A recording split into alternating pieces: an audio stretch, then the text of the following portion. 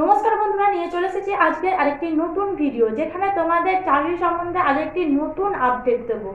যেখানে তোমাদের যে সিআরপিএফ যে রিক্রুটমেন্ট আছে, সেই রিক্রুটমেন্টের কি আপডেট আছে, সেই আপডেটটাই তোমাদের সামনে আজকে তুলে ধরবো। তো ওখানে কতগুলি পোস্ট আছে, কোয়ালিফিকেশন কি লাগছে, এজই বা কি লাগছে, বা এক্সাম কিভাবে হবে, বা অ্যাপ্লাই ফি কবে, বা আবেদন হইতে হবে কবে, সমস্ত কিন্তু আপডেট দেবো এই ভিডিওতে। তাই স্কিপ না করে প্রথম থেকে শেষ পর্যন্ত ভিডিওটি দেখতে থাকো। তো তোমরা দেখতেই পাচ্ছ, এই যে চাকরির আপডেটটি দিচ্ছে, এটা কিন্তু CRPF group C new recruitment 2024-এর আপডেট। তো এই যে সিআরপিএফ, এখানে গ্রুপ সি যে রিক্রুটমেন্ট, এটা কিন্তু সিআরপিএফ এর অনেক দিন পর এই আপডেটটি প্রকাশিত হয়েছে। তো এখানে যে টোটাল পোস্ট অর্থাৎ শূন্য পদ, তো শূন্য পদ কতগুলি আছে? তো এখানে টোটাল পোস্ট আছে 12,158টি।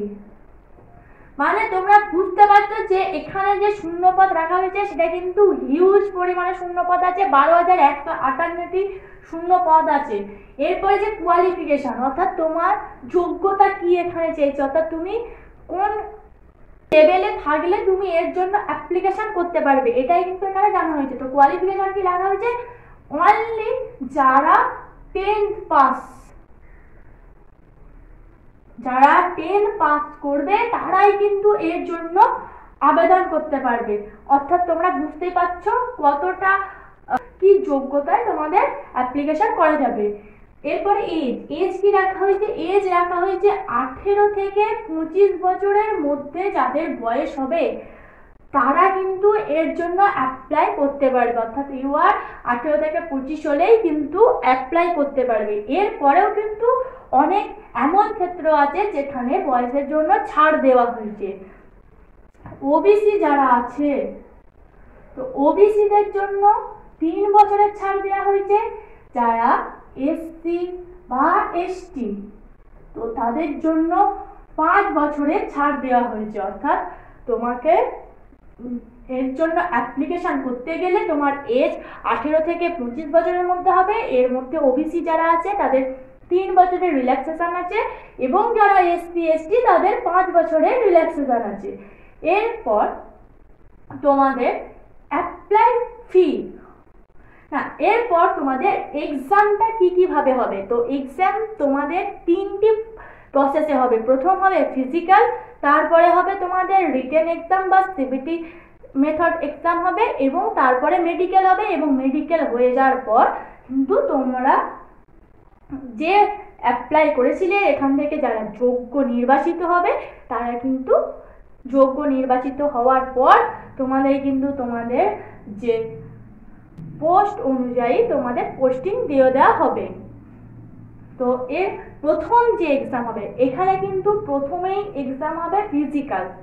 প্রথমে ফিজিক্যাল এক্সাম হবে, এবং এই ফিজিক্যাল এক্সামে যারা মেল প্রার্থী আছে তাদের জন্য আলাদা হাইট, চেস্ট, হাই জাম্প বা লং জাম্প বা রান রাখা হয়েছে। এবং যারা মহিলা ক্যান্ডিডেট থাকবে তাদের জন্য কিন্তু height, chest, high jump, long jump, run এইসব কিন্তু আলাদা রাখা হয়েছে। তো একটা সাধারণ প্রার্থীর ক্ষেত্রে যদি পুরুষ হয়, সেই হেতু তার হাইট কত হবে? সেই হেতু তার হাইট হবে 165 সেমি। এবং একটা সাধারণ প্রার্থী যদি মহিলা হয়, তাহলে তার হাইট কত হবে? তাহলে তার হাইট হবে 155 সেমি। তো একটা পুরুষের ক্ষেত্রে হাইট 165 সেমি, এবং একটা মহিলার ক্ষেত্রে হাইট 155 সেমি রাখা হয়েছে। এরপর চেস্ট, তো চেস্ট কি রাখা হয়েছে? নর্মালি যারা মেল প্রার্থী তারা 75 সেমি নর্মালি দেখাতে হবে, এবং ফুলিয়ে 80 সেমি কিন্তু তাদের চেস্ট দেখাতে হবে। কিন্তু যারা ফিমেল প্রার্থী তাদের কিন্তু চেস্ট মাপা হয় না, তাদের চেস্ট এর প্রয়োজন নেই। এরপরে হাই জাম্প, তো একজন সাধারণ মেল প্রার্থীকে কত মিটার হাই জাম্প দিতে হবে? তো সাধারণ মেল প্রার্থীর ক্ষেত্রে হাই জাম্প 3.5 হাই জাম্প দিতে হবে একজন সাধারণ পুরুষ প্রার্থীদের ক্ষেত্রে, এবং একজন যদি সাধারণ মহিলা প্রার্থী হয় তাহলে তার ক্ষেত্রে হাই জাম্প কত দিতে হবে? তার ক্ষেত্রে হাই জাম্প থাকবে 3 ফিট। তো একজন মেলের ক্ষেত্রে 3.5 ফিট হাই জাম্প এবং একজন মহিলার ক্ষেত্রে 3 ফিট হাই জাম্প দিতে হবে। এবার এই যে হাই জাম্প দেওয়ার জন্য তোমরা 3 বার করে সুযোগ পাবে, অর্থাৎ তোমরা যদি একবারে না দিতে পারো তাহলে দ্বিতীয়বার চেষ্টা করবে 3.5 ফুট দেওয়ার। যদি তৃতীয়বারে না দিতে পারো তাহলে তৃতীয়বারে কিন্তু তোমাদের অবশ্যই 3.5 ফুট হাই জাম্প করতে হবে বা 3 ফুট হাই জাম্প করতে হবে। অর্থাৎ তোমাদের 3 বারের মধ্যে কিন্তু 3.5 ফুট পুরুষদের ক্ষেত্রে এবং মহিলাদের ক্ষেত্রে 3 ফুট কিন্তু হাই জাম্প দিতেই হবে, না হলে কিন্তু বাদ পড়ে যাবে। এবার লং জাম্প। তো একজন সাধারণ পুরুষ প্রার্থীর ক্ষেত্রে লং জাম্প কত দিতে হবে? সাধারণ পুরুষের ক্ষেত্রে লং জাম্প দিতে হবে 11 ফিট এবং একজন সাধারণ মহিলার ক্ষেত্রে লং জাম্প দিতে হবে 9 ফিট। এই যে লং জাম্প গুলো দিচ্ছ, একজন সাধারণ পুরুষ 11 ফিট এবং একজন সাধারণ মহিলা 9 ফিট। তো এর ক্ষেত্রেও কিন্তু তোমাদের 3 বার চান্স থাকবে। 3 বার চান্সের মধ্যেই তোমার 11 ফিট পুরুষের ক্ষেত্রে বা ফিমেলের ক্ষেত্রে 9 ফিট সেটা কিন্তু কমপ্লিট করতে হবে, না হলে কিন্তু তোমরা বাদ পড়ে যাবে। এরপরে তোমাদের রান। তো একজন সাধারণ পুরুষ প্রার্থীদের ক্ষেত্রে কত মিটার দৌড়াতে হবে? 1.6 কিমি বা 1600 মিটার। এর জন্য টাইম কত রাখা হয়েছে? এর জন্য টাইম রাখা হয়েছে 7 মিনিট 30 সেকেন্ড। তো একজন সাধারণ যারা পুরুষ প্রার্থী তাদের ক্ষেত্রে রান 1600 মিটার দৌড়াতে হবে এবং তার জন্য 7.5 মিনিট টাইম থাকছে। এবার যারা ফিমেল প্রার্থী তাহলে তাদের ক্ষেত্রে কি হবে? 800 মিটার 4 মিনিট 45 সেকেন্ডে কিন্তু কমপ্লিট করতে হবে। অর্থাৎ একজন ফিমেল প্রার্থীকে দৌড়াতে হবে 800 মিটার এবং সেটা 4 মিনিট 45 সেকেন্ডের মধ্যে শেষ করতে হবে। অর্থাৎ পুরুষ প্রার্থীদের ক্ষেত্রে দৌড়ানোর টাইমটাও যেমন বেশি আছে, তেমন তাদের দৌড়ানোর যে পথ সেটাও কিন্তু অনেকটা বেশি। সেই তুলনায় মেয়েদের যেমন টাইমও কম এবং তাদের পথটাও অনেকটা কম আছে। এরপরে এক্সাম। এই এক্সাম তোমাদের সিবিটি বা রিটেনের মাধ্যমে হবে, অর্থাৎ তোমাদের কম্পিউটার বেস বা তোমাদের রিটেনে ওএমআর সিটের মাধ্যমে কিন্তু পরীক্ষাটা নেওয়া হবে। তো এই পরীক্ষাটা হবে 50 নাম্বারের, 50টি কোয়েশ্চেন থাকবে এবং এখানে সব থেকে গুরুত্বপূর্ণ বিষয় হচ্ছে এখানে কোনো নেগেটিভ মার্কিং থাকবে না। অর্থাৎ তোমাদের যদি ভুল হয় তাহলে তোমরা কোনো নেগেটিভ মার্কিং পাবে না। তাহলে তোমাদের এই যে এক্সামটা হবে এখানে জিকে থাকবে 15 নাম্বারের, ম্যাথ থাকবে 10 নাম্বারের, রিজনিং থাকবে 15 নাম্বারের, ইংলিশ বা হিন্দির মধ্যে যে কোনো একটি তোমাদের চুজ করতে হবে এবং সেটি থাকবে তোমাদের 10 নাম্বারের। অর্থাৎ সাধারণভাবে যেভাবে পরীক্ষা হয় সেইভাবেই কিন্তু এটা পরীক্ষা হবে এবং এখানে 50 নাম্বারের 50টি কোয়েশ্চেন থাকবে। অর্থাৎ প্রত্যেকটার মান 1 করে থাকবে এবং টাইম থাকবে তোমাদের 1 আওয়ার, অর্থাৎ 1 ঘন্টা তোমরা টাইম পাবে। অনেক টাইম পাবে তোমরা এই কোয়েশ্চেনগুলি অ্যান্সার দেওয়ার জন্য। এই যে তোমাদের 50 নাম্বারের পরীক্ষা হচ্ছে, এখানে তোমাদের 35% পেতে হবে। তোমরা 35% পেলেই কিন্তু পাস।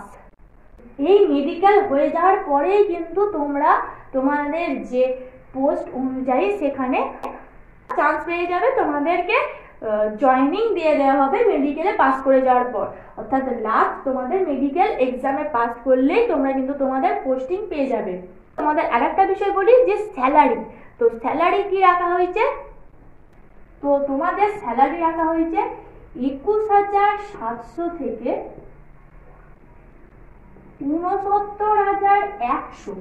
অর্থাৎ তোমাদের স্যালারি রাখা হচ্ছে 21,700 থেকে 69,100 কিন্তু তোমাদের স্যালারি থাকবে, অর্থাৎ তোমরা যখন জয়েনিং করবে, অর্থাৎ এটা হচ্ছে তোমাদের বেসিক পে।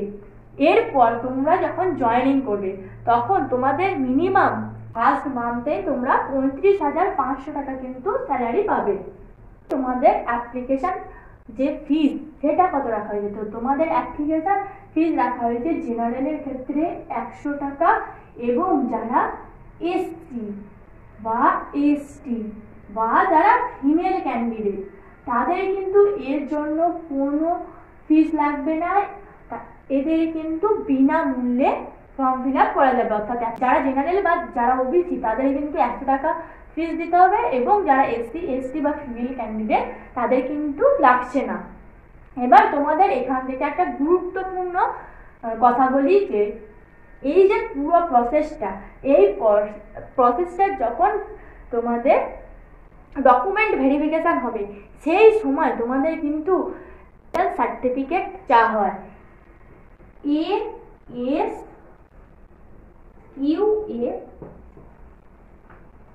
লেভেল 1। এই সার্টিফিকেটটা কিন্তু তোমাদের যখন ভেরিফিকেশন হবে তখন চাওয়া হয়। এই সার্টিফিকেটটা হচ্ছে ন্যাশনাল ফুড কর্পোরেশন সার্ভিস যে সার্টিফিকেট, এটা কিন্তু দেয়া হয়। তো এই সার্টিফিকেটটা পেতে তোমাদের মিনিমাম 1 মাস টাইম লাগবে, অর্থাৎ তোমরা যদি অ্যাপ্লিকেশন করো এই সার্টিফিকেটটার জন্য তাহলে মিনিমাম তোমাদের 1 মাস টাইম লাগবে।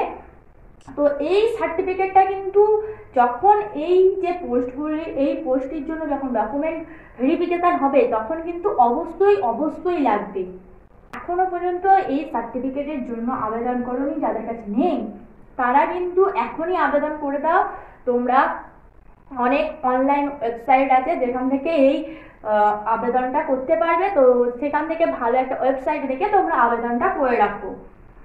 এবং এই যে এই পুরো প্রসেসটির আবেদন কিন্তু আগে হয়ে গেছে, এই পুরো প্রসেসটির আবেদন বিগত 1 মাস আগেই হয়ে গেছে। তো এরপরে এর যে ক্রাইটেরিয়াগুলো ছিল সেই ক্রাইটেরিয়াগুলো তোমাদের সামনে আরেকবার তুলে ধরলাম। তোমাদের জানিয়েছিলাম কবে এর জন্য তোমাদের অ্যাপ্লিকেশন করতে হবে। তো আজকের ভিডিও আর বেশি বড় করছি না, আজকের ভিডিও আশা করি তোমাদের যে বেসিক তথ্যগুলো সেই তথ্যগুলো দিতে পেরেছি। আজকের ভিডিও তাই এখানেই শেষ করছি, এবং সমস্ত রকম চাকরির আপডেট বা কলেজ স্কুলের আপডেটের জন্য আমাদের চ্যানেলটিকে সাবস্ক্রাইব করে পাশে থেকো। ধন্যবাদ সবাই।